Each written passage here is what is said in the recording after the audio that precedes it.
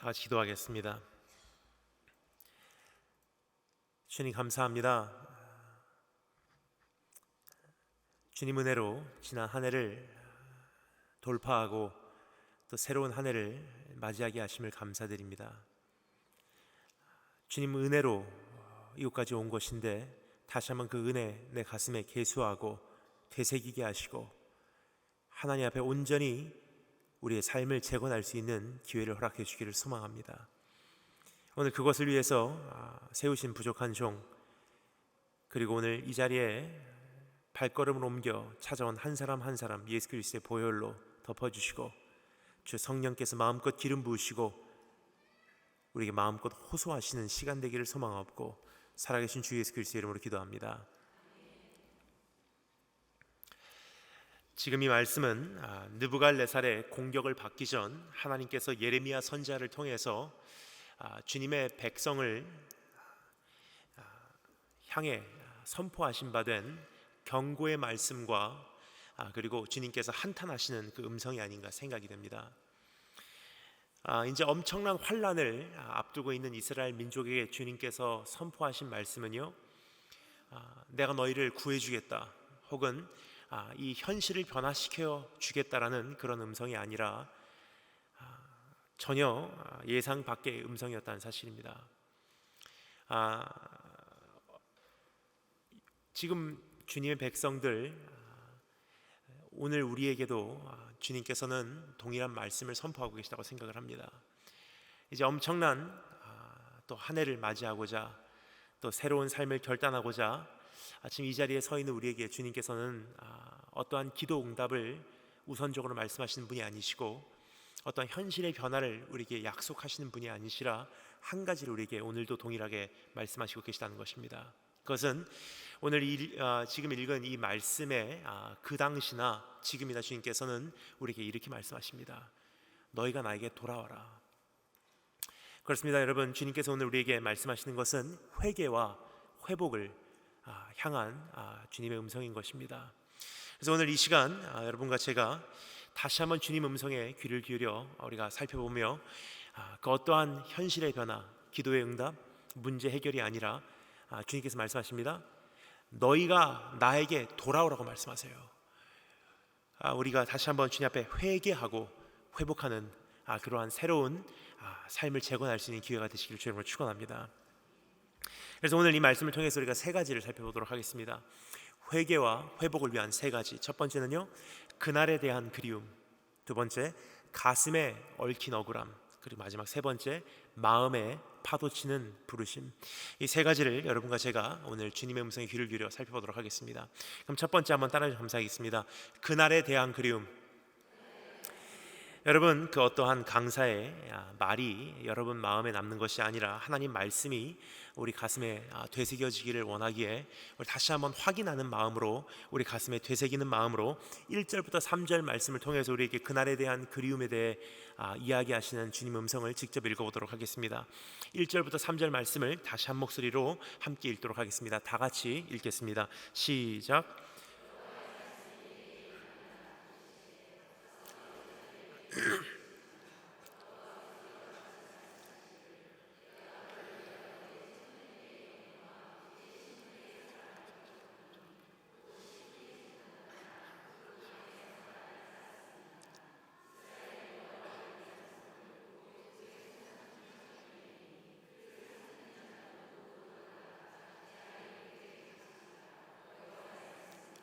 아멘. 여러분, 주님께서도 그리워하시는 것이 있다고 성경은 말하고 있습니다. 오늘 여기서 사용된 단어가 이렇게 우리에게 말하고 있죠. 내가 기억하노니 그러세요. 즉 주님께서 기억하신다는 것, 바로 주님께서 그리워하시고 계시다는 뜻입니다. 여러분, 무슨 하나님께서 그리워하실까 하는 생각을 하실 때 한 가지를 꼭 말씀을 드리고 싶은 것이 있습니다. 그것은 무엇이냐면 우리 안에 있는 너무나 다양한 그 감정은요, 우리 안에서 처음으로 존재한 것이 아니라는 것입니다. 창조주 안에 이미 존재하고 있었던 수많은 그리고 다양한 감정들이 우리 안에 전해져 내려왔다는 것입니다.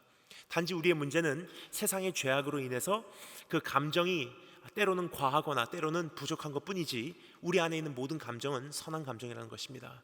시간과 공간에 어울리지 않는 감정을 표현하는 것뿐이지 우리 안에 있는 감정은 다 선한 것이라는 것입니다. 여러분, 그래서 우리 안에 있는 그 그리움이라는 감정도 우리 주님께서 가지고 계시다는 사실을 우리가 기억하기를 원합니다. 근데 우리 주님께서 그리워하시는 것 중에 오늘 우리에게 다음과 같은 세 가지를 말씀하시고 계신 것을 우리가 들을 수가 있습니다. 내가 기억하노니, 내가 그리워하노니. 무엇을 그리워하시냐? 세 가지. 첫 번째 친밀함, 두 번째 친절함, 그리고 세 번째 거룩함. 우리 한번 살펴보도록 하겠습니다. 첫 번째 주님께서 그리워하시는 것은요, 친밀함을 그리워하신대요. 오늘 말씀 보면 이렇게 돼 있죠. 너의 신혼 때의 사랑을 기억하노니, 즉 너와 나와 나누었던 그 처음 사랑, 그 친밀한 사랑을 내가 기억한다. 여러분, 신혼 때의 사랑, 그 친밀한 사랑을 한마디로 표현하면 어떻게 정확하게 표현을 할까 하는 생각을 할 때 전 이렇게 정리하는 것이 가장 정확하지 않나 생각을 합니다. 여러분, 성경에서 친밀함이라는 단어를 사용할 때는요, 우리가 보통 생각할 때 친밀함 그리면 골방에 들어가서 내가 그냥 은밀한 곳에서 하나님을 내 나름대로 경험하고 내 나름대로 하나님의 음성을 듣는 것을 우리 주님과의 친밀함이라고 생각을 합니다. 하지만 성경에서 말하는 친밀함이라는 것은 도대체 무엇인가? 여기서 말하는 이 신혼 때의 사랑이라는 것은 도대체 무엇인가? 그래서 한마디로 요약해서 주님께서는 여기서 이렇게 정리해주고 있습니다. 곧 씨 뿌리지 못하는 땅, 그 광야에서 너희가 나를 따랐습니다. 즉 결과에 무관한 추적을 했을 때, 그리고 환경을 초월한 주님과의 사랑을 나누었을 때를 주님께서 한마디로 요약해서 너와 나와 친밀한 사랑을 했을 때다. 어떻게 보면 지금의 우리의 모습과 조금 대조적이지 않나 생각을 합니다. 여러분, 우리의 삶은 지금 주님 앞에 어떻게 드려지고 있는지, 자녀들의 어떠한 그 대학교 입시를 놓고서는 특별 새벽기도를 합니다. 어떠한 우리 하나님 내 사업을 축복해 주시길 원합니다. 내가 헌금하겠습니다. 내가 성수주의를 하겠습니다. 내 사업 거두어가 주시 마시옵소서. 하나님, 정말 내가 생명 걸고 주님 앞에 헌신하겠습니다. 내 가정과 내 사업과 내 인생 책임져 주시옵소서. 뭐죠? Give and take. 너무나 많은 경우 우리가 하나님 앞에 드리는 헌신과 헌금과 이 주님을 향한 그 사랑은요, 조건적인 것이라는 사실을 우리가 기억하기를 원합니다. 근데 여기서 말하는 것은, 주님께서 요구하시고 계신 것은, 주님께서 기억하시는 것은 무엇이냐? 무조건적인 사랑이래요. 아무리 씨를 뿌려도 열매를 맺지 못하는 그 땅에서 너희가 나를 따랐고, 아무리 농사를 지어도 어떠한 결실도 보지 못하는 그러한 광야와 같은 그 현장에서 너희가 나를 따랐을 때를 난 참 그리워한다. 여러분, 사실 우리의 모습이 원래 그런 모습이 아니었나 생각이 듭니다. 처음에 우리가 주님을 따랐을 때 그 어떠한 현실의 변화, 어떠한 문제 해결이 아니라 주님 한 분이 좋아서 우리가 주님을 따랐었던 그때가 있었다는 것을 우리가 기억할 때, 여러분, 주님께서 요구하시는 것, 오늘 우리가 이 새해를 맞이하며 새로운 삶을 주님 앞에 결단하며 그것을 올려드리는 축복이 있으시길 주님으로 축원합니다. 너무나 많은 경우 우리는요, 하나님 앞에 내가 생각할 때 주님께서 원하실 거라고 생각하는 것을 우리가 올려드려요. 근데 정말 중요한 것은요, 주님께서 원하시는 것은 이거, 주님께서 이렇게 말씀하시지 않나 생각을 합니다. 네 생각에 내가 원하는 거 말고 내가 원하는 것을 한번 네가 나에게 줄 수 있겠니? 여러분, 주님께서 원하시는 것은 우리가 너무나 명백하게 오늘 여기서 선포되고 있음을 우리가 들을 수가 있습니다. 그것은 무엇이냐면요, 아무 조건이 없이, 아무런 열매가 없이, 아무런 결과가 없이 네가 나를 사랑해 줄 수 있겠니? 물어보신 주님의 음성입니다.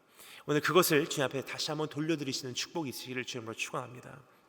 여러분, 세상 사람들도 그 정도 고백을 합니다. 여러분, 저는 굉장히 좋아하는 음악이 있습니다. 어떻게 보면 저하고 어울리지 않는다고 생각하시는 분들도 계신데요, 저는 이 노래를 굉장히 좋아합니다. 왜냐하면 제가 이 노래를 부를 때마다 굉장히 흥분이 되는 이유가 제가 주님께 이 찬양이 아니죠, 이 노래를 고백을 하기 때문이에요. 가사를 읽어드릴게요. 제가 저 푸른 초원 위에 사랑하는 우리님과 한 100년 살고 싶어. 멋쟁이 높은 빌딩 의시되지만 유행 따라 사는 것도 제 멋이지만 반딧불 초가집도 님과 함께면 나는 좋아, 나는 좋아. 님과 함께면 님과 함께 살기만 한다면, 그렇죠? 여기까지 말씀드리면 어떤 분들은 또 마음에 이미 시험이 오신 분들이 있어요. 어떻게 저 강단에서 저런 트로트를 이야기할 수 있을까? 그래서 이것을 제가 크리스찬 버전으로 번역을 해드리도록 하겠습니다. 내 영혼이 은총 입어 중한 죄짐 벗고 보니 슬픔 많은 이 세상도 천국으로 화하도다. 할렐루야 찬양하세. 내 모든 죄 사함 받고 주 예수와 동행하니 그 어디나 하늘나라. 높은 산이 거친 들이 초막이나 궁궐이나 내 주 예수 동행하니 그 어디나 하늘나라. 여러분, 정말 우리가 처음 주님을 따랐을 때는요, 어떠한 조건 걸지 않았어요. 그냥 주님이 좋아서 밤새 와서 주님 발 앞에 엎드렸던 그때가 있었다는 것입니다. 하나님 어떤 기도 응답 안 해주셔도 됩니다. 하나님 이 어려움을 나에게서 거두어 가시지 않아도 됩니다. 난 주님을 원합니다. 하나님 이 고난을 통해서 주님을 얻을 수 있으면요, 전 그것으로 만족하고요, 이 아픔을 통해서 내가 하나님의 사랑을 조금이나마 깨달을 수 있다면 난 그것으로 행복합니다. 여러분, 하나님께서 이렇게 말씀하십니다. 참 그때 고백이 난 그립다. 두 번째 주님께서 그리워하시는 것 따라 점사했습니다. 친절함. 첫 번째는 친밀함, 두 번째는 친절함입니다. 오늘 여기 보면 이렇게 돼 있죠. 너의 청년 때 인애를 기억하노니라고 되어 있습니다. 인애라는 것은 무엇입니까? 친절함이에요. 특별히 영어 성경에서는 이렇게 번역을 하고 있습니다. I remember the kindness of your youth. 너의 청년 때 네가 나에게 베풀었던 그 친절함이 참 그립다. 성경에서 이 친절함, 인애라고 하는 것을 두 가지로 우리에게 말해주고 있습니다. 하나는요, 내 이웃에게 베풀므로 하나님께 베푸는 간접적인 친절함이 있고요, 두 번째는 주님께 직접 베푸는 친절함이 있대요. 우리 한번 살펴보겠습니다. 첫 번째, 내 이웃에게 베풀어 하나님께 베푸는 간접적인 친절함이라는 것은요, 마태복음 25장에 기록된 내용이죠. 수많은 사람들이 주님 앞에 마지막 날 나옵니다. 주님께서 그들을 칭찬하세요. 내가 배고플 때 네가 나에게 먹을 것을 주었고, 내가 목마를 때 네가 나에게 마실 것을 주었어. 내가 옥중에 있을 때 네가 나를 찾아와 주었고, 내가 헐벗었을 때 네가 나를 입혀주었단다. 고맙다. 주님께서 이렇게 말씀하실 때 주의 성도들은 고백하죠. 주님, 우리 그런 적 없습니다. 주님께서 대답하십니다. 지극히 작은 소자에게 한 것이 바로 나에게 한 것이라. 여러분, 사실 이 모습이 교회 안에서 지금 사라지고 있지 않나 생각을 합니다. 뭐 그렇습니까? 우리도 지금 많이 사랑하고 있고 섬기고 있습니다. 근데 여러분, 한번 생각해 보겠습니다. 교회 이름표를 닮은요, 굉장히 사랑을 해요. 당신 사랑받기 위해 태어난 사람입니다. 당신을 섬기기를 원합니다. 난 당신을 너무 사랑합니다. 교회 이름표 띄는 순간 내 교회와 내 가정과 내 개인적인 인생과 아무런 연관이 없는 사람들에게는요, 그만한 사랑과 그만한 친절과 그만한 용서를 우리가 베풀지 못하는 것이 우리의 모습이에요. 여러분, 굉장히 안타까운 것은요, 로마서에서 이렇게 말하죠. 이제는 사랑하는 그 거짓 사랑은 하지 말아라. 근데 여기서 사용되는 단어가요, 헬라어 원어 단어로는 히포크리시스라는 단어예요. 무슨 뜻이냐? hypocritical. 바로 사랑하는 척 이제 그만 좀 해라. 성도인 척 그만 좀 해라. 이제는 그 냄새나는 거 다 내려놓고 진짜로 네 안에 사랑이 있는지를 점검해봐라. 여러분, 오늘 하나님께서 그리워하시는 것이 한 가지 있다면요, 정말로 내가 하나님의 마음으로 그 친절함을 소유하고 지금 이 땅을 섬기고 있는지. 최근에 우리 중고등부 학생들에게 그 핍박이라는 것을 설명을 하려고 하는데 굉장히 이제 어려워하는 제 자신을 발견하게 되었습니다. 그 이유는요, 성경에 나와 있는 이 핍박이라는 그 정리하고 우리가 지금 겪고 있는 핍박하고는 조금 다르다는 거예요. 사실 성경에 나와 있는 핍박이라는 것을 경험하기를 원한다면요, 중국이나 중동 쪽에 가면 진짜로 경험할 수 있어요. 하지만 대한민국 땅에서는 우리가 겪고 있는 핍박은 성경에 나와 있는 핍박과는 조금 다른 것 같습니다. 어떻게 다르냐면요, 성경에 나와 있는 핍박은요, 초대교회 핍박은 정말 교회가 교회되고 성도가 성도되고 정말 하나님 뜻대로 열심히 살려고 하다 보니까 세상이 미워하는 거예요.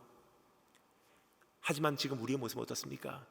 교회가 교회되지 못하고 성도가 성도되지 못하고, 적어도 세상 사람들이 가지고 있는 교회는 이러기를 바라는 세상 사람들이 교회를 향하는 그 바램보다도 미달되기 때문에 세상이 교회를 미워하고 있는 그러한 현상이에요. 근데 우리는 뭐라 그러죠? 핍박당했어요. 여러분, 그것은 핍박이 아닙니다. 우리가 당연히 들어야 되는 우리에게 합당한 욕이에요. 여러분, 오늘 하나님 앞에서 우리가 그 양심적으로 세상이 우리에게 그 이야기하는 그 이야기에 우리 자신을 비춰볼 때 한 가지를 깨닫습니다. 세상 사람들이 우리를 욕하는 가장 큰 이유 하나입니다. 최근에 굉장히 많이 듣습니다. 그것은 무엇이냐면요, 예수쟁이들은 입으로만 사랑해 그래요. 여러분, 정말로 우리가 하나님 앞에서 그러한 친절함을 베풀고 있는지. 저는 사실 제일 싫어하는 톱3 절기가 있습니다. 언제냐면요, 크리스마스, 추수감사절, 발렌타인이에요. 여기까지 말씀을 어떤 분들은 또 이런 생각을 하십니다. 무슨 목사가 크리스마스를 싫어해? 근데 여러분, 저는요, 예수님 이 세상에 오신 것 빼고는요, 정말 그건 감사한데, 예수님 이 세상에 오신 것 빼고는 사실 크리스마스는 저에게는 좀 안 좋은 기억이 살아나는 그러한 계절이에요. 왜 그러냐면요, 제가 사관학교 다닐 때, 제가 대학생 때 굉장히 안 좋은 기억들이 있습니다. 제가 미국의 사관학교를 간 곳은요, 미국에서 인종차별이 가장 심한 곳 중에 하나입니다. 사관학교 입학할 때부터, 입대한다 그러죠. 입대할 때부터 인종차별이 시작됐어요. 첫날 선배들이 찾아와서 저에게 말합니다. You dirty chink, go back to your country. 이 더러운 중국놈아, 네 나라로 돌아가라. 검은 눈동자 검머리카락이 더러운 동양놈아, 너를 이 학교에서 용납할 수가 없어. 네가 좋은 말 할 때 160년 동안의 역사가 있는 이 학교에서 네 발로 자진해서 나가지 않으면 우리는 너 같은 동양놈이 이 학교를 그만두고 자진해서 나갈 때까지 밤마다 네 방을 찾아갈 거야. 이게 저를 향한 입학식이었습니다. 근데 이 선배님들이요, 정말로 약속을 신실하게 잘 지키시는 분들이세요. 정말로 밤마다 찾아오시기 시작했어요. 밤에 자고 있으면요, 새벽 3시에 방문을 차고 들어와서 이 침대에서 자는 저를 떨어뜨리고 푸시업 시키고 턱걸이 시키고, 참 힘들었던 시간들이 아니었나 생각이 됩니다. 근데 정말 힘들었던 것은요, 외로움과의 싸움이었어요. 그렇게까지 힘들게 선배들한테 당하면서도 잘 견뎠어요. 첫 번째, 외출 휴가를 받았어요. 너무 행복하게 밖으로 나갔습니다. 근데 그날 배웠어요. 나가면 안 되는구나. 왜냐면요, 나갔다가 큰일 날 뻔했습니다. 처음에 나가서 길을 걷고 있는데 백인 2명이 다른 대학교 다니는 학생들이에요. 자동차를 막 타고 가다가 창문을 열더니 갑자기 저에게 소리를 지르는 거예요. Get that chink! 저 중국놈 잡아라 하더니 자동차를 돌려서 쫓아오기 시작해요. 모자를 벗고서 얼마나 뛰었는지, 그날 잡히면 어떻게 됐었을지 잘 모르겠지만 제 생각에는 아마 이렇게 되지 않았나 생각이 됩니다. 그때부터 몇 년 후에 거의 비슷한 지역에서, 미국 남부지방에서 비슷한 사건이 하나 있었어요. 어느 흑인이 길을 가는데 백인 2명이 픽업 트럭, 자동차를 타고 가다가, 트럭을 타고 가다가 저 흑인 잡아라 해서 아무런 이유가 없이 그 흑인을 잡아서 발을 밧줄로 묶고 자동차 뒤에다 매달고 20km를 달렸어요. 얼굴이 쓸대로 쓸려서 시체를 알아볼 수 없을 만큼 달렸습니다. 그날 제가 잡혔으면은 아마 그렇게 돼도 이상하지 않았지 않나 생각을 합니다. 그날 적어도 저는 한 가지 깨달았어요. 나가면 안 되는구나. 그때부터 금요일 되잖아요. 외박이 시작돼요. 전 그때부터 외로움과의 싸움이 시작됩니다. 양손으로 책상을 꽉 잡아요. 여러분, 진짜 외로움은요, 여러분, 외로움의 한계를 넘어가면요 어떤 느낌이냐, 바늘을 한 주먹 쥐고 가슴을 파내는 느낌이에요. 가만히 있으면요 가슴이 막 떨려요. 눈물이 투투투투투. 금요일, 토요일, 주일 그렇게 보내요. 그렇게 하면서 하나님의 은혜로 1년을 잘 마치고요, 2학년이 됐어요. 생도 2학년째 되니까 하나님께 저에게 선물을 주셨습니다. 무슨 선물이냐, 학교 안에서 아르바이트를 할 수 있는 여건을 주셨습니다. 그래서 제 사관학교 안에서 하나님께 제게 주신 아르바이트가 뭐냐면요, 우체국이에요. 사관학교 우체국에서 제가 일하기 시작했습니다. 새벽 3시에 출근을 해요. 그럼 새벽 3시에 출근을 하면요, 트럭 한가득 도착하는 우편물들을 새벽부터 다 이렇게 분배를 하는 거예요. 그 생도들 우편함에, 장교들 우편함에 601, 341 이렇게 넣는 거예요. 그렇게까지 하는 거 정말 행복했는데 힘들 때가 있더라고요. 언제냐면요, 크리스마스, 추수감사절, 발렌타인. 평소보다도 3배 정도 되는 양의 우편물이 도착해요. 평소보다도 2배, 3배 시간이 걸려서 다 이것을 우편함에 넣습니다. 근데요, 제 건 하나도 없어요. 그래서 그 시즌이 되면 굉장히 우울할 때가 있어요. 여러분, 이번 크리스마스 우리가 어떻게 지냈습니까? 여러분, 크리스마스 예수 그리스도의 생신이잖아요. 그럼 예수 그리스도의 생신이면 그분이 주인공이에요. 그럼 하나님 이 파티 원하시죠? 이 예배 원하시죠? 이 율동 원하시죠? 이 프로그램 원하시죠? 주님 다 드리겠습니다. 주님 분명히 이걸 원하실 것입니다. 우리가 장담해요. 하지만 중요한 것은요, 크리스마스의 주인공 되신 그분의 마음에 어떠한 호소함이 있었는지는 우리는 귀를 기울이지 못했다는 사실이에요. 이번 크리스마스 하나님의 주된 관심이 여러분 어디 있었을까요? 물론 우리의 율동에도 있었습니다. 우리 자녀들의 프로그램에도 있었습니다. 우리가 드리는 훌륭한 예배도 있었습니다. 하지만 정말 주님의 가장 중심된 주된 관심은 어디 있었냐? 2000년 전에 99마리의 구원받은 양을 두시고 잃어버린 한 마리 양을 찾아서 이 땅에 오신, 그것도 그 잃어버린 한 마리 양에게 다가가기 위해서 의도적으로 말구유라는 것을 선택하시고 평생 죄인들의 친구요 홀로 십자가 지시고 십자가를 돌파하신 예수 그리스도의 양심과 관심은 오늘도 바뀌지 않았습니다. 그럼 크리스마스의 주인공이신 그분의 가장 주된 관심은 어디 있었냐면요, 아픈 손가락에 있었어요. 크리스마스에 우리 주님의 주된 관심은 아빠 엄마 없이 지낸 소녀 가장들.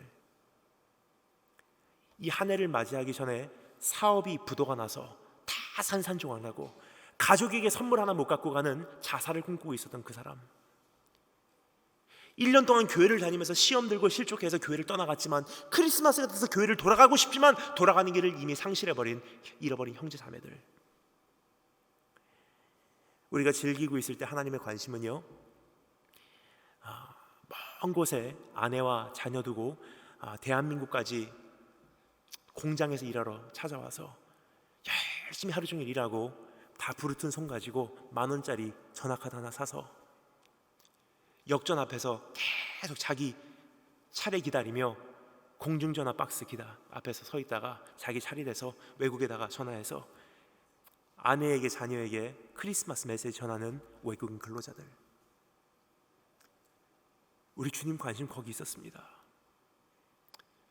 우리가 사랑을 한다고 하면서, 교회는 사랑의 공동체라고 하면서, 우리 하나님은 사랑이라고 하면서 그러한 친절함을 교회가 아직도 기억하고 있는지. 여러분, 우리는 복을 굉장히 많이 말합니다. 하나님 나에게 복 주셨어요. 하나님, 내가 우리 자녀들 많이 축복해 주시고 그렇게 하시면 내가 내 자녀를 하나님께 헌신시키겠습니다. 하나님 위대한 인물이 돼서 주님께 영광 돌리겠습니다. 주님께서 말씀하십니다. 그거 필요 없어. 호세아서 6장 6절에서 뭐라고 말합니까? 나는 번제를 원치 않고 난 인애를 원하며 제사보다 하나님을 아는 것을 원하노라. 그 어떠한 예배보다도 주님 기뻐하시는 것은요, 고아와 과부를 돌보는 것이래요. 여러분, 오늘 하나님 앞에서 정말 주님 원하시는 것이 무엇인지 우리가 한번 귀를 기울여 돌아볼 때 한번 내 자신을 다시 한번 살펴보시고 주님께서 그리워하시는 그것을 이제 회복하시는 축복이 있을 줄을 축원합니다. 두 번째, 친절함이죠. 하나는 이웃에게 베푸는 간접적인 친절함, 주님께. 그리고 두 번째는요, 주님께 직접 베푸는 친절함이 있대요. 여러분, 주님께 직접 베푸는 친절함이라는 것은 무엇이냐면요, 여러분, 저는 저희 어머니께서 저하고 자동차 타는 것을 별로 안 좋아하십니다. 그 이유는요, 제가 미국에서 오랫동안 살면서 제가 운전했던 자동차가 미국의 찝차예요. 다 지붕 띄워놓고 덜컹덜컹 운전하는 그 큰 타이어 가지고 있는 찝차예요. 찝차를 운전하면요, 여러분, 장애물이 없습니다. 웬만한 건 다 넘어가 버려요.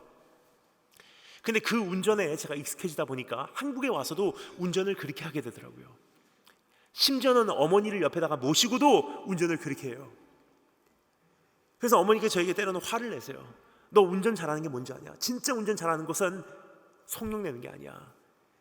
바보도 밟으면 속력이 나게 돼 있어. 그럼 진짜 운전 잘하는 것은 무엇이냐? 옆에 모신 사람을 출발 지점부터 도착지까지 안전하게 모셔다 드리고 안심할 수 있도록 해드리는 것이 운전 잘하는 거야. 근데 때로는 제가 저도 모르는 사이에 너무 익숙해지니까 저도 모르는 사이에 찝차 모드로 들어가요. 그럼 저희 어머니가 저에게 화를 내십니다. 너 폭력이야, 폭력. 왜 그러냐? 한번 생각해 보시면 감사하겠습니다.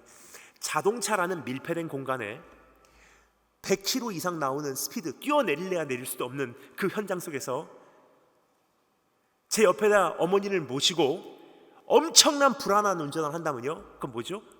폭행이에요, 폭력이에요. 여러분, 사실 그것과 가정 안에서 하는 폭력과 사실 무슨 차이가 있습니까? 폭력, 불안감 조성하는 건 똑같은 거예요.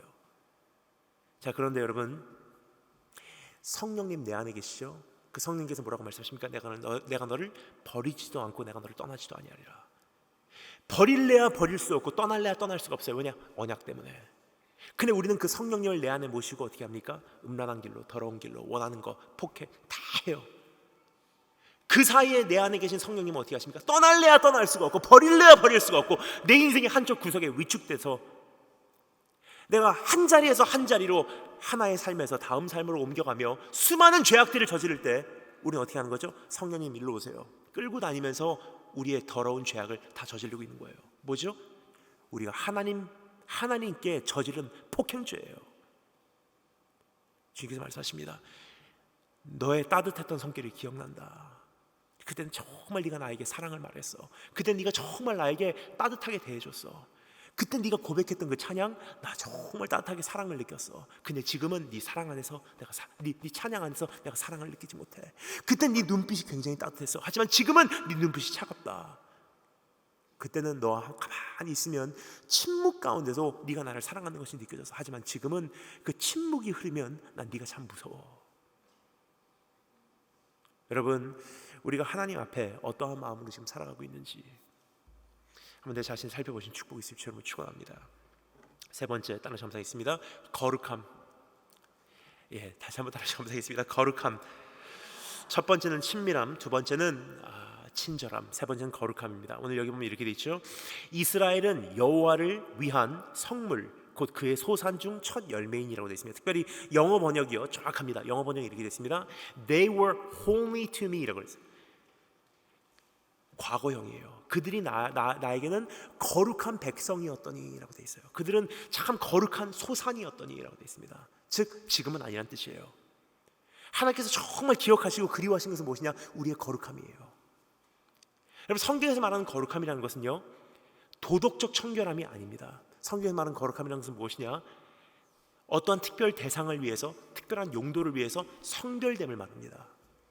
즉 내가 하나님을 위해서, 주님의 어떠한 나라를 위해서 성별된 존재였다는 뜻이에요. 근데 그것이 상실됐다는 것은요, 그 거룩함이 상실됐다는 건 무엇입니까? 내가 일반화됐다는 뜻입니다. 성별됐다는 존재가 이제는 다른 것을 위해서 그 용도가 분산이 되기 시작했다는 뜻이에요. 여러분, 하나님께서 우리에게 요구하시는 것은 바로 그것입니다. 대한민국 교회가 하나님만을 위해서 존재했을 때, 내 가정이 하나님만을 바라봤을 때, 내 인생이 마음을 다하고 성품을 다하고 힘을 다하여 하나님을 사랑했을 때를 주님 그리워하신대요. 근데 지금 어떻게 됐습니까? 분산이 돼버렸어요. 가정, 학교, 직장, 일터, 내 자녀들, 내 장래, 사역 다 분산이 됐어요. 하나님은 한 부분이에요. 여러분, 오늘 하나님 앞에서 우리 한번 회개할 때 주님, 분산됨을 회개합니다. 나누어 드렸던 것을 회개합니다. 여러분, 하나님께서 원하시는 것은요, 우리 한번 정리하기를 원합니다. 정말 주님께서 원하시는 것은 우리의 최고를 원하신 분이 아니세요. 우리의 전체를 원하시는 분이세요. 우리의 전체를 드리실 수 있는 축복이 있으실 줄 여러분 축원합니다. 첫 번째, 그날을 향한 그리움. 두 번째, 따라 전부하겠습니다. 가슴에 얽힌 억울함. 우리 직접 읽어보도록 하겠습니다. 2장 4절부터 8절 말씀을 통해서 우리에게 이제 가슴에 얽힌 억울함을 호소하시는 주님의 음성을 직접 읽어보도록 하겠습니다. 다 같이 4절부터 8절 읽도록 하겠습니다. 시작.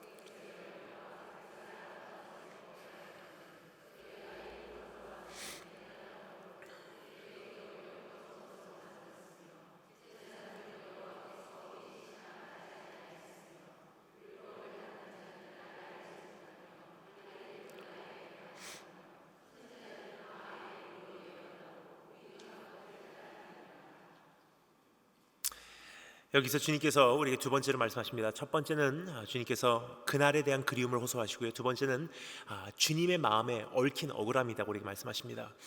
근데 그 억울함은 구체적으로 두 가지로 우리가 잠시 나눠서 살펴볼 수 있는데요. 첫 번째는 우리에게 가장 먼저 주님 안에 있는 그 한을 우리가 호소하시는 음성을 들을 수가 있습니다. 4절부터 5절 말씀을 제가 읽겠습니다. 잘 들으시면 감사하겠습니다. 야곱의 집과 이스라엘의 집 모든 족속들아 여호와의 말씀을 들으라. 나 여호와가 이같이 말하노라. 너희 조상들이 내게서 무슨 불의함을 보았기에 나를 멀리하고 가서 헛된 것을 따라 헛되이 행하였느냐. 무슨 뜻입니까? 한마디로 요약합니다. 이런 뜻이에요. 내가 너에게 뭘 그렇게 잘못했냐. 여러분, 예레미야 선지자의 이 글은요, 한 가지 패턴이 계속 형성이 되고 있어요. 이것을 신학적 언어로 live pattern이라고 합니다. 무슨 뜻이냐? 하나님께서 이스라엘 민족을 법정으로 고소해서 끌고 가는 장면이에요. 그러면 하나님의 법정에 서게 되면요, 고소하는 사람이 있고요, 그리고 피고인이 있습니다. 고소를 당한 사람, 그리고 증인이 있어요. 그럼 이 예레미야 선지자의 이 글은 우리에게 다음과 같은 법정 분위기를 형성해 주는데요. 어떤 모습이냐? 하나님께서 고소하시고요, 이스라엘 민족이 피고인이에요. 그리고 하나님께서 고소를 하는 거예요. 이 민족이 이런 민족입니다. 그럼 증인은 누구냐? 예레미야 선지자예요. 그러니까 하나님께서 예레미야 선지자에게 호소한 장면입니다. 내 말 좀 들어봐라. 내가 얼마나 답답한지 한번 들어봐라. 이 민족이 어떤 민족인지 한번 내 얘기 좀 들어봐라. 그러면서 하나님께서 말씀하십니다. 내가 이들에게 뭘 그렇게 잘못했다고 조금하면 떠나가고 조금하면 원망하고 조금하면 나에게 불평하느냐. 여러분, 우리가 한 해를 맞이하면서 굉장히 여러 가지 이야기를 주님께 많이 드렸어요. 굉장히 우리가 말을 많이 합니다. 근데 하나님께서 오늘 이 시간은요, 우리에게 이렇게 말씀하십니다. 이제 그만 말하고 내 얘기 좀 한번 들어봐. 내 안에 있는 억울함이 어떤 억울함인지 한번 들어볼래? 내 속이 어디까지 썩었는지 한번 들어볼래? 내가 너에게 뭘 그렇게 잘못했냐? 여러분, 영어로는 이런 표현이 있습니다. I only wished the best for you. 난 당신에게 최고의 것을 바랬을 뿐입니다. 언제 하는 표현이냐면요, 예를 들어서 부부 싸움을 합니다. 아내하고 남편이 싸워요. 그러면 남편이 최고의 선물을 남편간에는 한 거예요. 근데 아내가 그것을 받아들이지 못하고 남편에게 막 화를 내요. 불편을 겪었기 때문에 막 화를 내는 거예요. 나를 사랑합니까? 막 화를 내요. 그럼 남편이 설명을 해요. 그런 뜻이 아니고 나는 정말 잘하려고 한 건데 아내가 이해를 못하고 계속 화를 내는 거예요.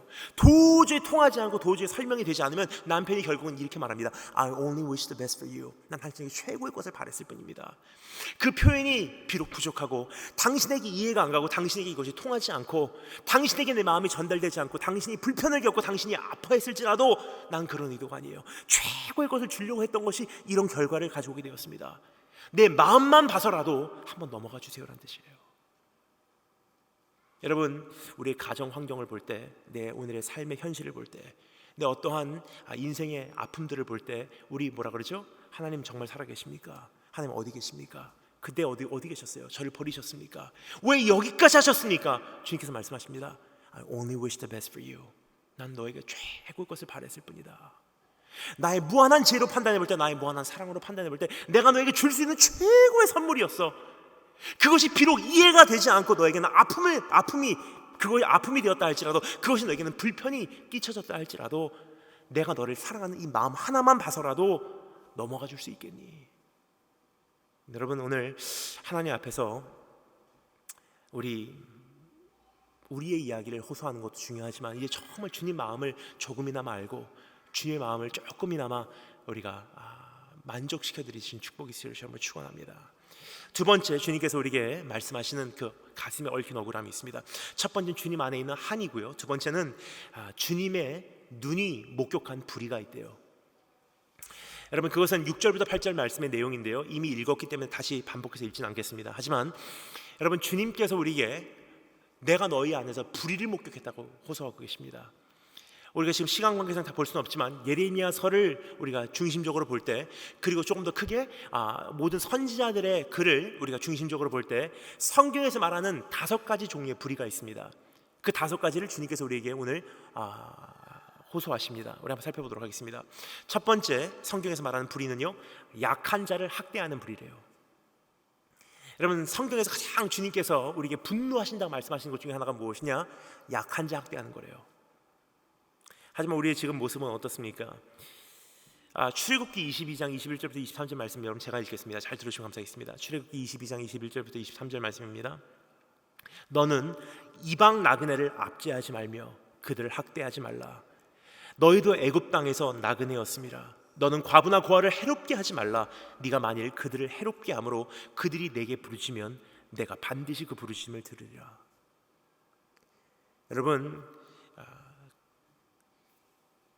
고아와 과부의 편이 되셔서 그들의 부르짖음을 듣고 그들을 압제하는 사람들을 복수하신다는 하나님께서는요, 오늘도 바뀌지 않으셨어요.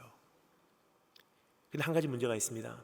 대한민국 사회에 그토록 크리스찬이 많다고 하면요, 사회의 구조는 조금 바뀌어야 되잖아요.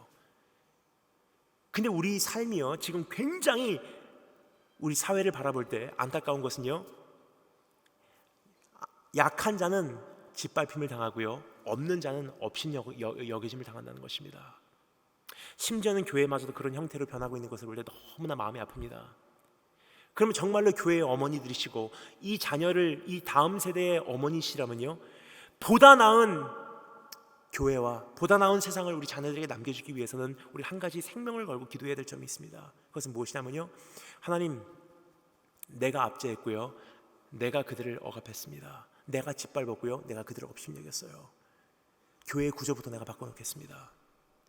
왜 그 말씀을 드리냐면요, 2000년 전 주님께서 처음에 교회를 세우셨을 때는요, 교회는 병원이었었어요. 죄인들과 아픈 사람들과 실패한 사람들과 이혼한 사람들과 사회에서 인정받지 못하는 사람들이 오는 것이 교회였었어요. 하지만 지금 어떻습니까? 우리가 하나님에 대해서 조금 잘못 이해하는 것이요, 하나님 위대한 삶을 살겠습니다, 그래서 위대하게 영광 돌리겠습니다, 훌륭하게 나를 준비시켜 주시옵소서, 그래서 훌륭하게 사역해 드리겠습니다. 주님께서 말씀하십니다. 그거 원치 않아. 교회라는 것은 병원이래요. 아픈 사람들이 오는 것이 병원이고요, 가정이 산산조각난 사람들이 와서 어울릴 수 있는 것이 교회고요, 사회에서 인정받지 못하고 상처받은 사람들이 올 수 있는 것이 교회래요. 근데 문제가 있습니다. 지금 오늘의 교회는요, 박물관이 돼버렸어요. 성공한 사람들, 잘 나가는 사람들, 사회에서 인정받는 사람들, 내놓으라는 사람들, 가정 산산조각나고 실패하고 부모가 없이 자란 고아들, 정말 내놓으라 할 것이 없는 사람들은요, 교회는요, 이제는 얼굴도 못 드는 그런 장소가 돼버렸다는 사실이에요. 주님께서 말씀하세요. 그 분노한다. 여러분, 하나님 나에게 복 주시옵소서, 정말 주님께 모든 것을 바칩니다. 주님께서 말씀하시다. 냄새나 하지마, 더 이상. 가장 기본적인 것부터 우리가 세우지 않으면요, 우리가 믿고 있는 신앙은 아무런 의미가 없다는 사실이에요. 훌륭한 교회, 훌륭한 성도 많습니다. 하지만 정말로 주님께서 기뻐하시는 교회와 기뻐하시는 성도는 얼마나 될지 참 궁금합니다. 여러분, 하나님 앞에서 우리가 약한 자 학대하지 않았는지 굉장히 안타까운 것은, 여러분, 저는 특별히 한국 안에서 돌아다닐 때는요, 대중교통을 굉장히 많이 이용을 합니다. 특별히 제가 제일 자주 이용하는 대중교통 중에 하나가 무엇이냐면요, 수도권 전철이에요. 제가 전철을 타고 이동하는 걸 굉장히 좋아하는데, 특별히 제가 좋아하는 노선이 있습니다. 1호선이에요. 그러면 특별히 구로부터 천안까지 가는 그 노선을 굉장히 저는 즐겨 탑니다. 왜냐면요, 굉장히 여러 사람을 제가 볼 수가 있거든요. 사람 구경이에요. 딱 전철을 타고 가면요, 여러 사람들이 타고 내리는 것을 보게 돼요. 특별히 주일날 타고 있으면 굉장히 재밌습니다. 딱 앉아 있으면요, 교회 끝나고 들어오는 청년들이 있어요. 딱 보면 교회 다니는 청년들이에요. 어떻게 하냐고요? 양복 입고 있고요, 또 한 명은, 그 중에 한 명은 꼭 기타 메고 있고요, 그 중에 한 명은 꼭 십자가 목걸이 하고 있더라고요. 교회 다니는구나. 하나님 감사합니다. 저렇게 귀한 청년들이 대한민국에 있습니다. 가만히 보고 있어요. 근데요, 한 중간쯤 가면은 수원쯤 지나가면서 중국 사람들부터 시작해갖고 외국인 근로자들이 왕창 타요. 그러면 그 교회 다니는 청년들이요, 자리를 옮겨요. 여러분, 50년 전에 대한민국 이민 초창기 때 기억하십니까? 나라가 먹고 살기 힘들 때 우리 대한민국 먹여 살리려고요, 우리 할머니, 할아버지, 어머니, 아버지들이 간호사, 의사로서 독일로 가셔서 일하셨어요. 그때 박정희 대통령 가셔서요, 우셨어요. 나라가 당신들을 먹여 살려야 되는데 당신들이 우리나라 먹여 살리고 있구려. 그 당시 나그네로서 우리를 받아줬기에 우리가 여기까지 왔습니다. 근데 우리는 지금 이제 좀 살만하니까 장로님, 권사님, 집사님, 공장 사장님들이에요. 외국인 근로자들 그 공장에 와서 일하다가 팔 하나 잘려도요, 그 사람들 보살피는 게 귀찮으니까 이민국에다가 얘기해서 강제 추방시켜버려요. 여러분, 이것이 대한민국의 현실인데 제가 와서 오늘 지금 무슨 말을 하겠습니까? 새해 복 받을지어다, 잘 살지어다, 기도 응답될지어다, 자녀를 축복해 주시옵소서, 훌륭한 인물들에서 하나님께 영광 돌리게 하여 주시길 원합니다. 그거는 나중 문제예요. 여러분, 하나님 앞에서 우리가 회개하고 회복이 되면요, 축복이라는 것은 자연적으로 맺혀지는 열매입니다.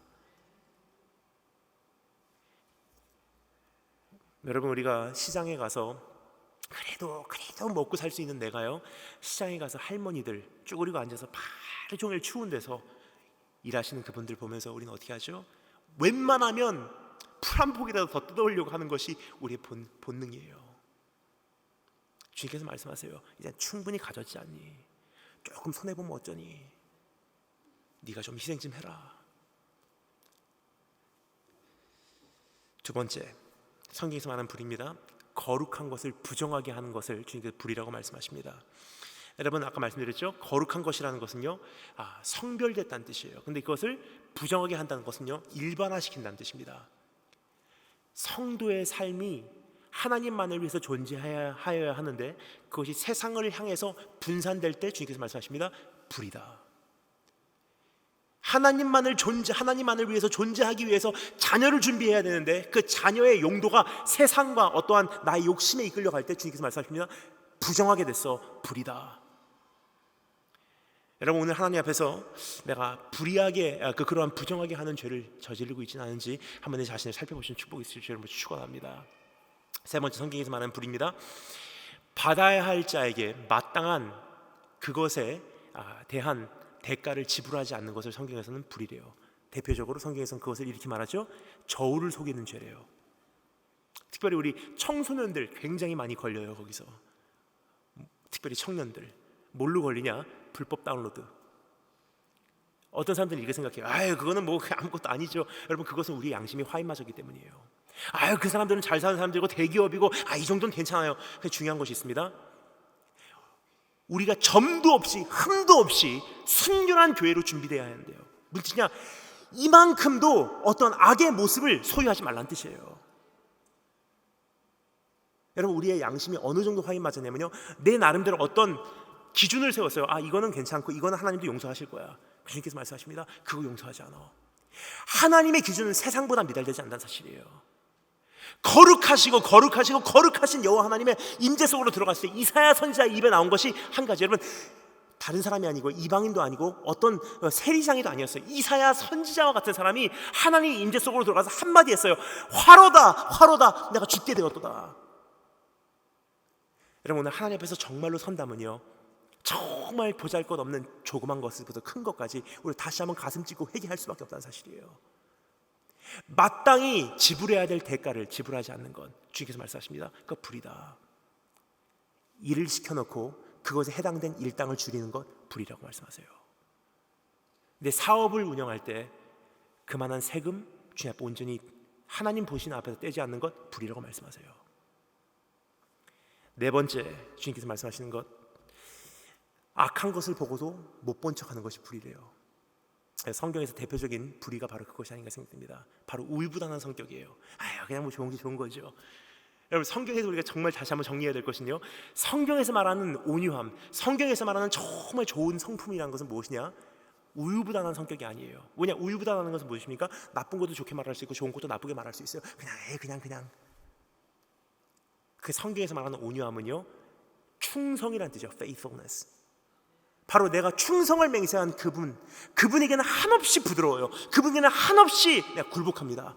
그런데요, 그분을 힘들게 하거나 그분의 원수되거나 그분의 뜻에 거슬리는 것은 마치 세파트 같은 개와 같이, 진돗개 같이 물구서 으르렁거리고 딱 잡고 생명을 걸고 안 놓는 게 성경에서 말하는 온유라는 단어예요.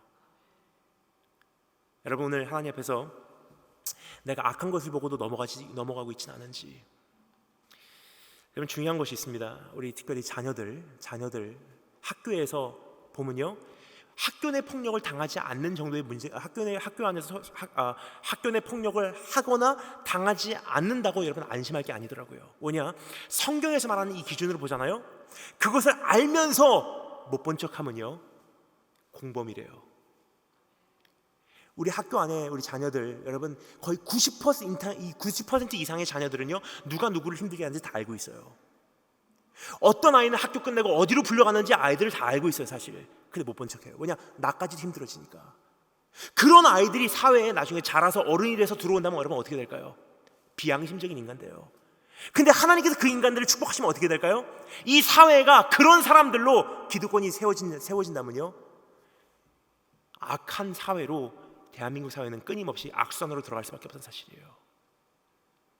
그러면 여러분 정말로 자녀를 위하고 이 시대를 원하고 위하고 정말 이 교회를 위한다면요, 우리 자녀들부터 하나님 정말 불의를 보고서 못 지나가는 사람, 내가 어떠한 악을 보고서 그것에 맞서서 싸울 수 있는 사람, 그런 존재들을 만들어내신 축복이 있을 줄로 축원합니다. 다섯 번째입니다. 그 은혜에 합당한 삶을 살아내지 못하는 것이 불의래요. 여러분 성경에서 오늘 특별히 말하고 있는 불의가 바로 이 다섯 번째 불의입니다. 주님께서 6절부터 8절 말씀에 이렇게 말하죠. 내가 너희를 애굽에서 인도하여 내었고 광야에서 너희를 먹였고 살렸고 너희를 인도하였고 약속의 땅으로 인도해 냈건만 너희는 나를 떠나서 이방인들에게 다가가고 그 바알 신을 섬겼다. 뭐죠? 하나님께서 주신 은혜에 합당한 만큼 살아내지 못하는 불의예요. 여러분 세상 사람들도 그 은혜를 기억합니다. 오늘 다시 한번 하나님 앞에서 내가 그 은혜를 충분히 기억하고 그 은택을 내가 오늘 계수할 수 있으며 그 은총만큼 내가 살아가고 있는지, 거기에 미달되면 주님께서 말씀하십니다. 불이다. 여러분 최근에 저는요, 그 중국 북경을 통해서 두바이, 요르단의 암만, 그리고 예루살렘, 나사렛, 그리고 돌아오는 그 여정을 작년 말에 하게 되었습니다. 제 제자들하고 다녀왔어요. 제자들하고 가니까 얼마나 행복한지 몰라요. 근데 너무나 행복한 그 여정 가운데 제 제자 한 명이요, 굉장히 표정이 무거운 거예요. 그래서 돌아오는 길에 그 친구의 그 제자에게 물어봤습니다. 너 왜 이렇게 얼굴 표정이 무겁니? 이번 여정 동안에 네가 한 번도 제대로 막 기쁘게 웃는 것을 제대로 못 봤어. 왜 이렇게 표정이 무겁니? 그냥 고백을 합니다. 사실 제가 한국에 돌아오자마자 이제 신대원 면접을 봐야 되는데 굉장히 부담이 돼요. 그냥 면접 보면 되지, 네가 그냥 보면 되지, 뭐 그렇게 부담이 되니? 그러니까 한 가지 질문이 자기는 굉장히 지금 부담이 된대요. 면접 때 물어보는 질문입니다. 이거 무슨 질문인데 물어보니까 이야기를 합니다. 꼭 면접 때 이런 질문을 물어본대요. 당신은 왜 헌신하시길 원하십니까? 당신은 왜 신대원 오기를 원하십니까? 다른 말로 당신의 비전은 무엇입니까? 라는 질문이에요. 제가 그냥 물어봤어요. 다른 사람들은 뭐라고 대답하니? 이렇게 대답한대요. 하나님께서 저에게 위대한 비전을 주셨습니다. 나를 이 학교로 입학을 시켜주신다면 이 나라를 내가 바꿔놓겠습니다. 정말 죽어가는 이 영혼들 내가 살리겠습니다. 훌륭한 목회자가 돼서 이 썩어가는 이 땅을 내가 살리겠습니다. 주님 다시 오실 그 길을 내가 예비하겠습니다. 나를 뽑아주시기만 한다면 내가 이 땅을 내가 바꿔놓겠습니다. 굉장히 대단한 이야기를 한대요. 저 같아도 뽑겠어요. 근데 제가 그 친구에게 물어봤어요. 그럼 너도 그렇게 대답하면 되지? 안 돼? 이렇게 하니까 그 제자가요, 머리를 아니래요. 그래서 왜 그렇게 하니까 전 대답할 게 없어요. 그때부터 제가 굉장히 궁금하기 시작했어요.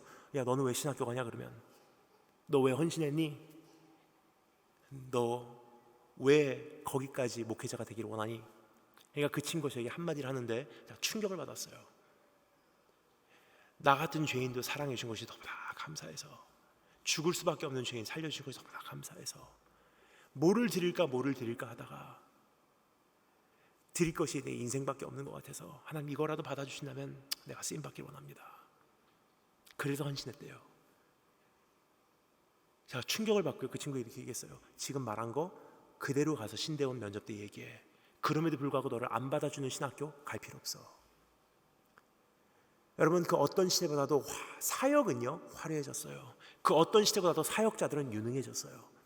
그 어떤 시대보다도 우리가 주님께 올려드리는 찬양은요 아름답습니다. 그 어떤 시대보다도 우리가 화려한 예배당에 주님을 우리가 예배하고 있다는 사실이에요. 근데 중요한 것은요, 성도 마음 가운데는요 그 은혜에 대한 감격이 다 메말라 버렸어요. 배은 망덕한 우리 그러한 민족이 되지 않았나 생각이 됩니다. 우리 하나님 앞에 이제 어떻게 내가 무엇부터 회복을 해나가야 될지 오늘 주님께서 우리에게 아웃라인을 해주시고 계신 것 같습니다. 첫 번째, 그날에 대한 그리움. 두 번째, 주님 마음에 얽힌 억울함. 마지막 세 번째 우리가 살펴보도록 하겠습니다. 세 번째 따라서 한번 하겠습니다. 가슴에 파도치는 부르심. 우리 3장 11절부터 13절까지의 말씀을요 마지막으로 함께 읽도록 하겠습니다. 3장 11절부터 13절 말씀, 가슴에 파도치는 부르심에 대해서 우리에게 말씀하신 주님의 음성 직접 읽도록 하겠습니다. 시작.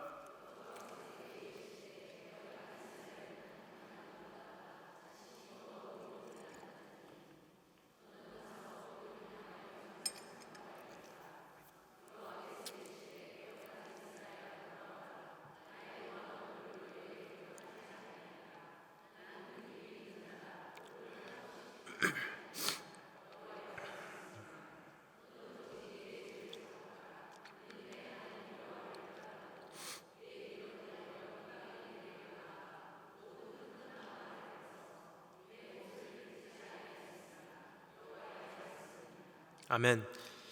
주님의 마음에 있는 그 그리움의 음성을 들었습니다. 그리고 두 번째로 주님 가슴에 얽힌 억울함을 우리가 듣게 되었습니다. 자, 그런데요 그 두 가지를 알고 나니 한 가지가 우리 안에 파도치기 시작합니다. 그것은 무엇이냐면요, 주님께서 우리를 부르시는 그 부르심이 우리 안에 파도치기 시작한다는 것입니다. 그리고 그 부르심은 우리에게 한 가지를 요구하십니다. 이제 회개하고 회복되어라. 자, 그런데 여러분 중요한 것이 있습니다. 주님께서 오늘 회개를 위해서 두 가지를 우리에게 크게 나누어서 아웃라인 해주시고 계십니다. 한번 살펴보겠습니다. 첫 번째는요, 북쪽 나라 이스라엘을 주님께서 그 비유를 삼아 한 가지 죄명을 우리에게 정리해 주세요. 그것은 무엇이냐? 배역함이라고 주님께서 말씀하십니다. 그 배역함이라는 것은요 영어로 faithlessness, 즉 신앙 자체가 없다는 거예요. 북쪽 나라 이스라엘의 모습이었습니다. 하나님에 대해서 그냥 모르는 사람들이었어요. 마치 이것은요 북한의 모습과 동일하다고 생각합니다. 그냥 하나님에 대해서 모르는 거예요. 신앙 자체가 없는 사람들입니다. 그것 굉장히 주님 앞에서 심각한 죄라는 사실이에요. 그래서 주님께서 두 번째로 또 한 가지 죄를 말씀하십니다. 그것은 남쪽 나라 유다의 죄입니다. 그것을 주님께서 말씀하십니다. 그들의 죄는 반역함이래요. 영어로 unfaithfulness, 즉 배반함, 신실하지 못함. 이것은 무엇입니까? 은혜를 알고요, 하나님의 좋으심을 체험하고요, 정말 그 사랑을 깨달았음에도 불구하고 하나님을 배반하고 떠나간 죄예요. 이것은 마치 어떻게 보면 대한민국의 우리 모습이 아닌가 생각이 됩니다. 은혜를 경험하고 수많은 교회가 있고 하나님의 좋으심을 충분히 경험했는데도 불구하고 하나님을 배반하고 세상으로 내 마음이 분산된 죄를 주님께서 그것을 반역함이라고 말씀하세요. 자, 그런데 더 충격적인 사실은요, 이 배역함과 반역함 중에서 누구의 죄가 더 크냐? 11절 말씀 주님께서 이렇게 폭로하십니다. 여호와께서 내게 이르시되 배역한 이스라엘은 반역한 유다보다 자신이 더 의로움이 나타나나니. 무슨 뜻입니까? 북쪽 나라 이스라엘의 죄보다 남쪽 나라 유다의 죄가 더 크다는 사실이에요. 하나님에 대해서 모르는 것보다 알면서도 불구하고 은혜를 경험했음에도 불구하고 그럼에도 불구하고 떠나간다는 그 반역함의 죄는 심각하다는 거예요. 즉 북한보다 대한민국의 죄가 더 심하다는 것입니다. 세상보다 교회 안의 죄가 더 심하고요, 평신도보다 목사의 죄가 더 심하고요, 1대째 크리스찬들보다 4대째 5대째 모태신앙의 죄가 더 많다는 사실이에요. 여러분, 오늘 하나님 앞에서 우리가 한번 내 자신을 살피며 내가 정말 하나님의 심판대에 얼마나 심각한 자리에 지금 와 있는지를 한번 자각하시고 깨닫는 것이 이 한 해를 여는 복인 것을 우리가 다시 한번 깨닫기를 원합니다. 그래서 주님께서 우리에게 회개를 요구하십니다. 근데 회개는요, 우리가 생각하는 회개는 그냥 감성적인 그냥 후회라고 생각해요. 그 죄에 내가 정말 안 졌으면 좋았었겠다. 그 성경에서 말하는 회개는 좀 구체적인 회개예요. 좀 적극적인 회개입니다. 세 가지 주님께서 우리에게 말씀하시는 건 살펴보겠습니다. 첫 번째, 따르시 한번 하겠습니다. 약속을 기억하라. 12절 말씀이 이렇게 되어 있죠. 너는 가서 북을 향하여 이 말을 선포하여 이르라. 여호와께서 이르시되 배역한 이스라엘아 돌아오라. 그 다음 뭐라고 되어 있죠? 나는 노한 얼굴을 너에게 향하지 아니하리라. 나는 긍휼이 있는 자라. 너를 한없이 품지 아니하리라. 여호와의 말씀이니라. 그거 기억하라는 거예요. 돌아오면 회복이 있고 돌아오면 용서가 있다는 것을 기억하래요. 호세아서 6장 1절에 뭐라고 말합니까? 오라 우리가 여호와께로 돌아가자. 여호와께서 우리를 찢으셨으나 도로 낫게 하실 것이요 우리를 치셨으나 싸매어 주실 것입니다. 여러분, 오늘 하나님 앞에서 다시 한번 그 약속을 기억하시고 한 걸음 회개의 장소로, 회개의 자리로 내디디시는 축복이 있으시기 바랍니다. 두 번째, 회개의 두 번째 과정입니다. 따라서 한번 하겠습니다. 자복하라. 13절 전반에 이렇게 있죠. 그래서 너는 오직 너의 죄를 자복하래요.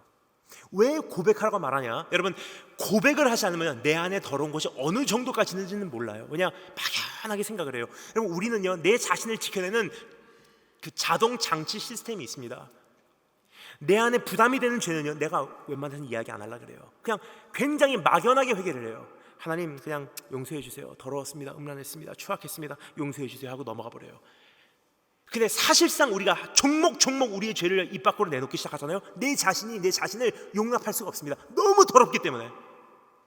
그래서 주님께서 말씀하십니다. 네 죄가 얼마나 더러운지 알지 못하면 그 은혜를 알 수가 없어. 생각나는 족족 다 자복해라. 안에 있는 더러운 것들 다 끄집어내라는 거예요. 세 번째, 다른 점사 있습니다. 유턴하라. 여러분 13절 후반에 이렇게 됐죠. 그래서 이는 내 하나님 여호와를 배반하고 너의 길로 달려서 이방인들에게 나아가 모든 푸른 나무 아래로 가서 내 목소리를 듣지 아니하였습니다. 여기서 사용되는 단어는요 너의 길로 달려나갔대요. 근데 회개에서 요구되는 것은요 유턴하는 것입니다. 내가 이제까지 죄악의 길로 갔던 그것에서 돌아서 하나님께로 돌아오는 것을 회개라고 말해요. 즉 구체적인 구조조정입니다. 그것을 예수님께서는 신약에서 이렇게 설명을 하시죠. 눈이 너로 하여금 실족하게 하면 그냥 감성적으로 하나님 또 죄졌습니다 하지 말고 그 눈 뽑아버려. 네 팔이 너로 하여금 실족하게 하면 하나님 이 죄 안 졌으면 좋았는데 하나님 용서해 주세요. 새해를 맞이합니다. 불쌍히 여겨주세요. 그거 하지 말고 이 팔 잘라버려. 그게 회개래요. 여러분, 진짜 회개는요 감성적인 회개가 아닙니다. 진짜 회개는 무엇이냐? 그 약속을 기억하고 하나님 내가 내 자신을 한번 던져보겠습니다. 자복하고 팔 잘라버리고 눈 뽑아버리는 구체적인 구조조정입니다. 이것이 이루어지지 않고는요 이 말씀 끝나면 작심삼일 또 반복이 됩니다. 1년 후에 똑같은 자리에서 우리는 회개할 거예요. 여러분, 대한민국 안에서 얼마나 많은 회개 운동이 있었습니까? 얼마나 많은 회개 집회가 있었습니까? 근데 사실상 대한민국은요 지금 급속도로 악화돼 가고 있어요. 그것은 참된 회개를 하지 않았기 때문입니다. 감성적으로 집회에서 은혜는 받았을지라도 구체적인 삶의 구조조정은 이루어지지 않았어요. 여러분, 여기까지 말씀을 드리면 한 가지 우리 안에 어떤 부담감이 생겨요. 오늘 이제 어떻게 회개해야 될까? 어디서부터 시작돼야 되는지 우리가 참 막연합니다. 그래서 여러분, 하나님께서 우리에게 참 중요한 단어를 말씀하세요. 제일 처음에 선포된 단어죠. 내가 기억하노니. 이게 어떤 뜻이냐면요, 여러분, 저는 어렸을 때 저희 아버지에게 굉장히 많은 그 상처를 받았어요. 왜냐, 제 아버지는요 일본의 유명한 야쿠자세요.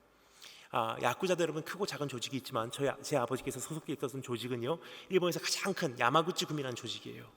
그 야쿠자도요 여러분 제일 밑바닥부터 위에까지 있습니다. 근데 제 아버지는 그 야쿠자 조직의 야마구치 구미의 본부에서 이제 넘버 2 2인자예요. 그러니까 교토라는 지역의 지부장이에요. 교토의 기둥이라고 부릅니다. 야쿠자가 거기까지 가기 위해서는요 싸움만 잘해서 되는 게 아니더라고요. 자기 절제와 자기 관리예요. 근데 아버지께서 거기까지 가시기까지는요 굉장히 자기 절제와 자기 관리를 잘 하시는 분이시고 엄격하게 하셨기 때문에 거기까지 가신 거예요. 근데 그것이 하루아침에 바뀌어지지 않더라고요. 지금도 제 아버지 자기 자신을 관리하시고 절제하시는 모습을 보면 제가 깜짝 놀래요. 굉장히 그 아버지 옆에서 살면서 저는 힘들었었어요, 사실. 왜냐, 아버지 대에서 끝나면 되는데 똑같은 절제와 똑같은 관리를 저에게 심으시거든요. 그러니까 저희 예를 들어서 제 아버지는요, 그 보통 사람 같으면 아침에 딱 눈을 뜨면 10분 더 자야 되겠다 하고 뒹굴뒹굴 하는 것이 보통 사람이잖아요. 저희 아버지 같은 경우는 어떻게 하시냐면요, 딱 아침에 눈을 뜨는 순간 일어나 버리세요. 아무리 추운 한겨울에도요, 이부자리를 그냥 차내고 일어나시는 오뚜기 같은 분이세요. 의사 선생님께서 한번 부탁을 하시더라고요.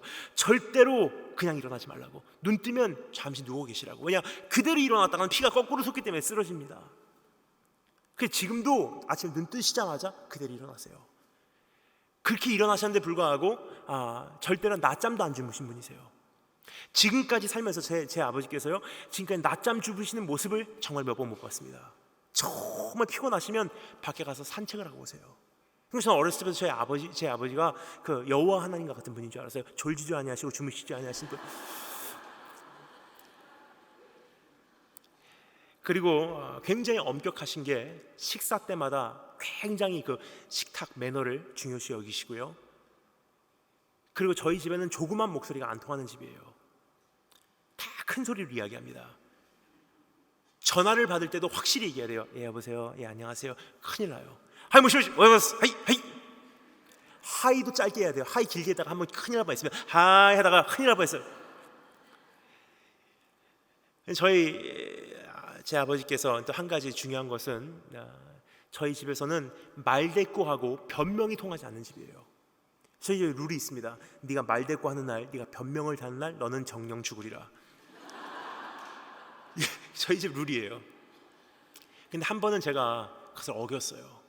얼마나 아버지에게 그 억눌림을 당하는 게 분노가 나든지, 한 번은 제가 생각을 안 하고 그냥 팍 입에 나와버렸어요. 말이 나오고 나니까 이제는 큰일 난 거예요. 정신이 들고 나니까. 그래서 에덴 동산에서 쫓겨나는 아담과 같이 두 생각 안 하고 그냥 도망 나가버린 거예요, 집을. 밖으로 나가서, 여러분, 생각하고 말한 게 아니잖아요. 아버지께 이제 말대꾸하고 짐을 싸서 잠바도 다 두툼하게 차려입고 나가야 되겠구나, 그 생각하고 나간 게 아니기 때문에 거의 늦가을에 반팔만 입고 나간 거예요. 덜덜덜덜 떨고 있어요. 굉장히 배가 고픕니다. 집으로 돌아갈까? 돌아가면 죽을 거야. 굉장히 불안해요. 떨고 정말 배고파서 주저앉아있고, 이제 날이 저물어 이제는 큰일 났다 하고 있는데 뒤에서 목소리가 들려요. 얘야, 그래요. 돌아보니까 저희 어머니세요. 어머니께서 코트를 들고 계세요. 어머니, 언제 나오셨어요? 그러니까 네가 나가자마자 엄마 쫓아나왔어. 너무 추울까 봐 코트 들고 나오셨대요. 알고 보니까 저희 어머니도 식사를 안 하셨어요. 왜냐, 하루 종일 저를 찾아 돌아다니셨기 때문에. 드디어 찾으신 거예요. 그럼 어머니께서 말씀하세요. 아빠가 너 돌아오래 이제. 그때까지만 해도요, 돌아가면 어떻게 될까? 아빠가 날 용서해주고 굉장히 불안해하고 있었는데, 어머니께서 아빠가 너 돌아오래 하니까 믿을만 하더라고요. 왜냐, 어머니를 보내실 만큼 용서하셨다는 거예요. 돌아갈까 생각하고 잠바를 입고 어머니 앞장 세우고 뒤에 쫓아가요. 집 문을 열고 들어가면서 일본말로 다녀왔습니다. 다다이마 하는데 제 아버지께서 저를 보시고 뜻밖의 한마디밖에 안 하십니다. 밥 먹어라. 그리고 들어가서 주무시더라고요. 여러분, 저는 그것을 보면서 참 한 가지 마음이 아픈 것이 있어요. 2000년 전에 주님 정말 기억하시고 그리워하시다가 잊지 못하시다가 어떻게 할까 하다가 그 마음에 있는 아픔을 장자 되신 예수님께서 들으신 거예요. 아버지, 그럼 내가 데리러 갔다 올게요 하고 자기 자신을 비우시고 이 땅에 우리를 찾아오신 분이세요. 우리가 어디 있는지, 실족하진 않았는지 찾아다니시다가 우리가 헐벗었기에 그분 헐벗으셨고요, 우리가 배고팠기에 그분 배고프셨어요. 그분이 이 세상에 오셔서 33년간 우리에게 선포하신 메시지를 한마디로 요약하면 한 가지예요. 아버지가 돌아오래, 다 용서했다고. 오늘 내 죄가요 너무나 심각하기 때문에 어디서부터 손을 대야 될지를 모르기 때문에 사실 회개를 안 하려고 해요. 근데 한 가지가 우리에게 오늘 확신을 주고 있습니다. 돌아오면 회복시켜 주신다고 말씀하신다. 우리 주님께서 외쳤던 메시지입니다. 여러분, 우리 주님 오늘 앞장 세우시고 오늘 하나님 앞에 나와서 오늘 다시 한번 회개하고 무너진 기초부터 다시 싸움으로 정말 이 시대의 어머니들로, 우리 교회의 어머니들로 무너진 하나님의 나라를 재건하시는 한 분 한 분 되시기를 주님으로 축원합니다. 다 같이 기도하겠습니다.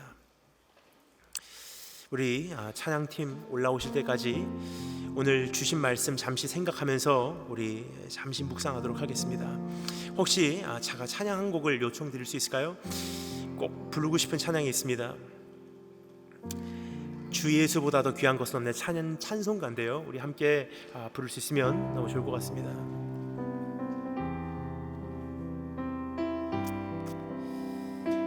오늘 말씀 기억하면서 여러분 오늘 잠시 묵상하도록 하겠습니다. 여러분, 저는요 최근에 이 찬양을 부르면서 굉장히 많이 회개를 했어요. 어렸을 때부터 많이 불렀던 찬양이고요, 너무나 많이 하나님께 제 사랑을 고백했던 찬양입니다. 가사가 이렇죠. 주 예수보다 더 귀한 것은 없네, 이 세상 부귀와 바꿀 수 없네. 주 예수보다 더 귀한 것은 없네, 이 세상 명예와 바꿀 수 없네. 이전에 즐기던 세상 일도 주 사랑하는 마음 뺏지 못해. 주 예수보다 더 귀한 것은 없네, 이 세상 행복과 바꿀 수 없네. 세상 즐거움 다 버리고 세상 자랑 다 버렸네. 막 부르고 있었어요. 얼마나 많이 불러온 찬양이고 고백입니까? 근데 그날 제가 이 찬양을 부르는데요, 주님께서 저에게 한마디 하시더라고요. 거짓말. 저에게는 소름이 끼치는 충격이었어요. 주 예수보다 귀한 것이 없다고 하면서 사실 주님보다 귀한 건 많았습니다. 이 세상 명예와 바꿀 수 없다고 했으면서 이 세상 명예를 위해서 주님을 쉽게 버려버린 것이 나라는 사람이더라고요. 세상 즐거움 다 버리고 세상 자랑 다 버렸다고 하면서 세상 즐거움과 자랑 이만큼도 못 버리고 그것을 위해서면 분노까지 할 수 있는 것이 내 모습이더라고요. 여러분, 그래서 주님께서 우리에게 한탄하시는 목소리를 우리가 들었습니다. 참 그립다. 정말로 그때 그 고백이 진짜였을 때가 우리 삶 속에 있었다는 사실이에요. 하나님 그때로 돌아가기를 원합니다. 다시 한번 회개합니다. 이 고백이 나에게는 진짜가 되기를 원합니다. 다시 그날을 나에게 허락해 주시옵소서. 그러한 마음으로 우리 찬양, 우리가 회개와 소망과 결단하는 심령으로 부르도록 하겠습니다. 다 같이. 여러분, 이 시간 우리가 함께 기도하도록 하겠습니다. 첫 번째 기도할 때 우리가 이렇게 기도했으면 좋겠습니다. 하나님, 주님을 사랑한다고 고백했지만 사실 그 친밀함은 내 안에서 다 상실됐음을 고백합니다. 하나님, 내 자녀, 내 가정, 내 직장, 내 일터, 내 사업, 내 질병, 내 문제, 내 꿈과 비전을 위해서 주님을 이용한 적이 너무나 많았음을 고백합니다. 또 그것이 이루어지지 않았을 때 하나님을 원망하고 하나님을 떠나간 적이 얼마나 많았는지 오늘 다시 한번 주님의 마음에 얽힌 억울함의 소리를 듣습니다. 내가 너에게 뭘 그렇게 잘못했냐? 난 내 아들을 죽였고 오늘도 변치 않도록 너를 사랑하고 있다. 여러분, 우리가 하나님 앞에서 다시 한번 우리가 회개하고 기도할 때, 하나님, 이제 다시 한번 무조건적인 사랑, 주님 한 분만으로 만족했던 그때, 아무리 열매를 바래도 열매가 맺혀지지 않아도 내가 주님 한 분만으로 내가 행복했던 그때로 내가 돌아가기를 소망합니다. 오늘 그 발걸음, 첫걸음을, 오늘 내 딛는 우리를 주님 바라보시고 우리 안에 찾아와 주시기를 소망합니다. 다 같이 그런 마음으로 한번 주여 크게 부르짖고 기도하도록 하겠습니다. 다 같이 기도하겠습니다. 주여! 여러분, 우리가 이어서 기도할 때 이렇게 기도했으면 좋겠습니다. 주님, 그 친절한 손길을 내가 펼치지 못했음을 회개합니다. 가장 가까운 곳에서 시작을 해도 하나님, 난 친절함이 부족했음을 고백합니다. 내 자녀들에게, 내 남편에게, 내 형제 자매들에게. 하나님, 교회에서는 어땠습니까? 처음 온 사람들, 하나님 소외 받고 있는 사람들, 나보다 못한 사람들, 실패한 사람들, 이혼한 사람들, 어려움을 겪고 있는 사람들, 상처난 사람들, 하나님, 내 나름대로 내 안에서 판단하고 그 잣대로 그들을 내가 비판하고 있었으며 하나님, 그들을 압제하고 있었음을 고백합니다. 하나님, 또 나뿐만이 아니라 내 자녀들에게도 웬만하면 짓밟고 넘어가라는 것을 나도 모르는 사이에 인식시켜주고 있었음을 고백합니다. 하나님, 주님의 마음이 있는 곳을 찾아보지 못하고 주님의 눈물로 그들을 찾아가지 못했음을 회개합니다. 하나님, 교회 이름표를 달고 사역을 위해서는 내 사랑을 표현했어도 아무런 말 한마디 하지 않고 내 본질이 사랑이기에 그들에게 사랑을 보여주지 못한 것을 오늘 회개합니다. 하나님, 우리가 어디서부터 손을 대야 될지 모르는 우리의 상실된 수많은 그 모습을 하나님, 우리 회복되기를 소망하오니 오늘 회개하고 돌아오는 우리 심령마다 주의 영을 부으시고 다시 한번 회복의 날을 허락하여 주시기를 소망합니다. 우리 주 한번 크게 부르시고 다시 한번 회개하며 주 앞에 나오도록 하겠습니다. 다 같이 기도하겠습니다. 주여! 우리가 이어서 기도할 때 우리 목사님 올라오실 때까지 한 가지만 더 넣고 기도하도록 하겠습니다. 하나님, 내 삶 속에 그 거룩함의 모습이 상실되고 있음을 고백합니다. 분산되어 있습니다. 사실 예배 내 삶의 한 조각일 뿐 주 앞에 전체를 드리지 못했음을 오늘 고백합니다. 하나님, 그뿐 아니라 주님과 동행하는 시간이 그만큼 조각인 그러한 현실인지라 하나님, 내 삶 속에서 성도로서의 기본 자세, 성도로서의 기본 상식이 이제는 완전히 파괴되고 있음을 고백합니다. 악한 것을 보고도 넘어갔고요, 거룩한 것을 부정하게 했고요, 하나님, 정말 주님 앞에서 우리가 마땅히 지불해야 될 대가를 지불하지 못하고 그 은혜에 합당한 삶을 살아내지도 못한 것을 오늘 주님 앞에 고백합니다. 하나님, 그렇습니다. 세상 사람들이 교회를 향해서 정말 이것이 교회이길 바란다 하는 한때 세상이 교회를 향해 가졌던 소망, 그것보다 더 미달되는 삶을 산 것이 바로 납니다. 내 자녀, 내 가정, 내 삶이 주님 앞에 훌륭한 삶 되기를 바랬던 것뿐이지 정말 하나님 나라가 이 땅에 도래하기를 바라고 있지 않았음을 고백합니다. 이 세상의 빛과 소금의 삶은 내 삶 속에서 없었음을 고백합니다. 오늘 회개하고 다시 한번 주님 앞에 우리가 회복되기를 소망합니다. 그런 부분을 우리가 다시 한번 회개하고 주님 앞에 아뢰는 그러한 시간이 되기를 원합니다. 우리 주님 한번 크게 외치고 함께 기도하도록 하겠습니다. 다 같이 기도하겠습니다. 주여!